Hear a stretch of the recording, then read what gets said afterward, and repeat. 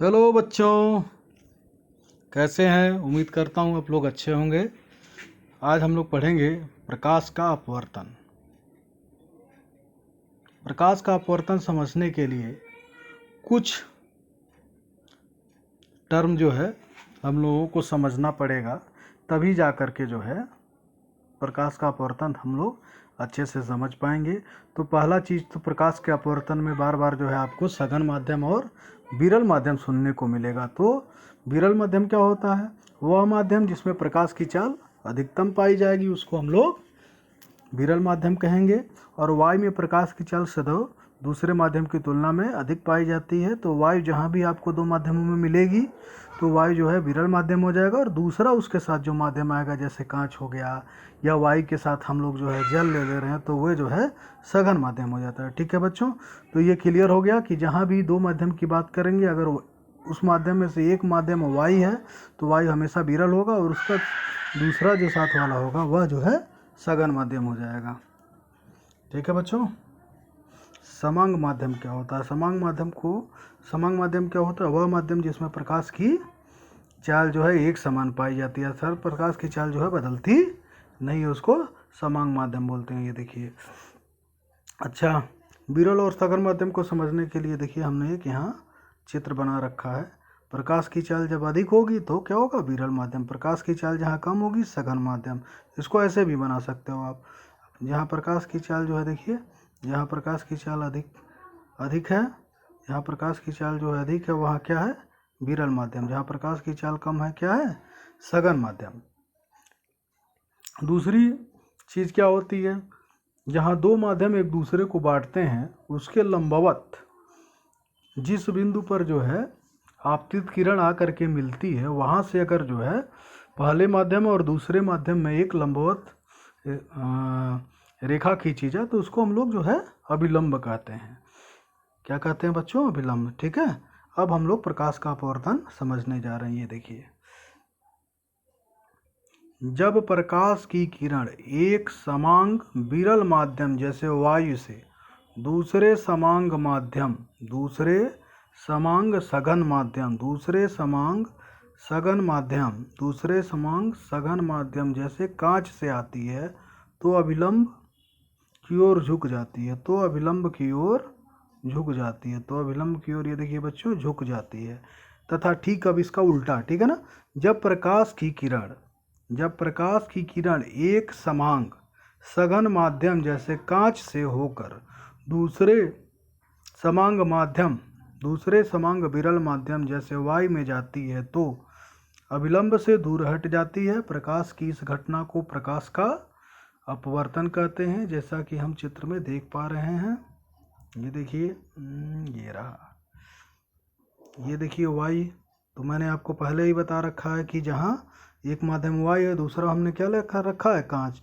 तो वायु और कांच में बच्चों मैंने क्या आपको बताया कि जहाँ भी वायु होगी वह विरल माध्यम हो जाएगा। तो ये हमारा विरल माध्यम हो गया, तो दूसरा अपने आप जो है ये सघन माध्यम हो गया। यहाँ देखिए, एक प्रकाश की किरण जो है कहाँ से आ रही है? विरल माध्यम से आ रही है और बिंदु O पर मिल रही है। तो बिंदु O से एक लंबवत हमने ये लाइन यहाँ खींच रखा है और एक नीचे खींच रखा है, तो जो उसको हमने ON से लिखा। तो ON क्या है? विलंब है। नीचे ON डैश लिख रखा है हमने, तो ON डैश जो है वो दूसरे माध्यम में विलंब है। और ये किरण क्या है? ये आपतित किरण है। और जब ये दूसरे माध्यम में अर्थात सघन माध्यम में आ रही है तो ये देखिए अभिलंब की ओर चली जा रही है। ये अभिलंब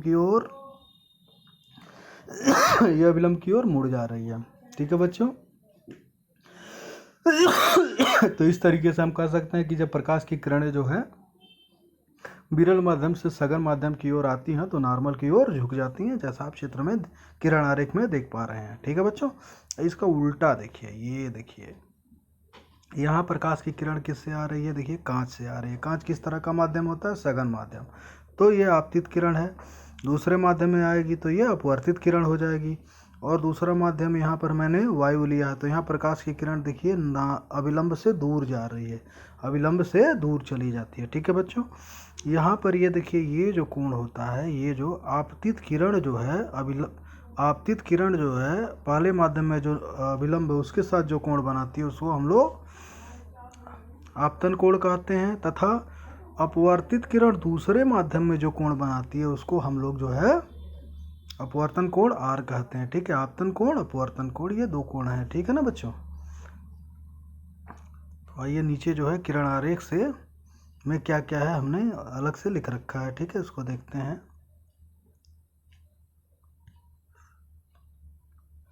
ये देखिए, ये हमारा OA जो है वो आपतित किरण है। OA जो है ये आपतित किरण है। ठीक है बच्चों। और यहाँ पे देखिए ये जो हमारा OB जो है, ये OB जो है, ये OB जो है वह अपवर्तित किरण है। इस चित्र में भी OB जो है वह अपवर्तित किरण है। बगल वाले जो इधर का जो चित्र है इसमें भी OB जो है वह अपवर्तित किरण है। और ये जो कोण हम लोग देख पा रहे हैं AON बराबर I बराबर आपतन कोण है। कौन सा ये देखिए AON। जब AON बोलेंगे तो हम इस कोण के बारे में बात कर रहे हैं, जो बीच में आ रहा है उसके बारे में बात कर रहे हैं। ऐसे चलेंगे, ये फिर आएंगे ऊपर, फिर आएंगे N पे, तो ये बीच वाले कोण की बात। यह कोण जो है आपतन कोण होता है, इसको I से लिखते हैं।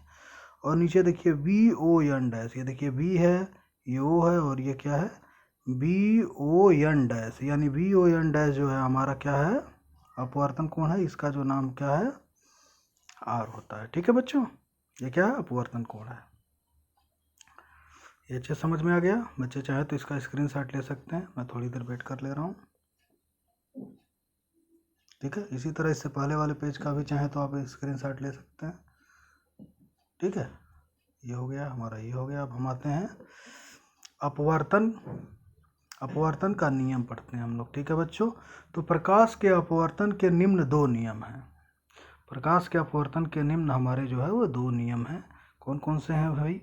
तो पहला नियम हमारा है कि आपतित किरण, ये देखिए ये जो है आपतित किरण अपवर्तित किरण तथा आपतन बिंदु पर, आपतन बिंदु के यहाँ क्या होता है, जहाँ आपतित किरण और अपवर्तित किरण एक दूसरे से मिलती हैं, वही जो है बिंदु हमारा जो है आपतन बिंदु होता है। तो आपतन बिंदु पर अविलंब, ठीक है, आपतित, फिर से एक बार देखें, आपतित किरण अपवर्तित किरण तथा आपतन बिंदु पर अविलंब तीनों एक ही तल में होते हैं। तीनों एक ही तल में होते हैं।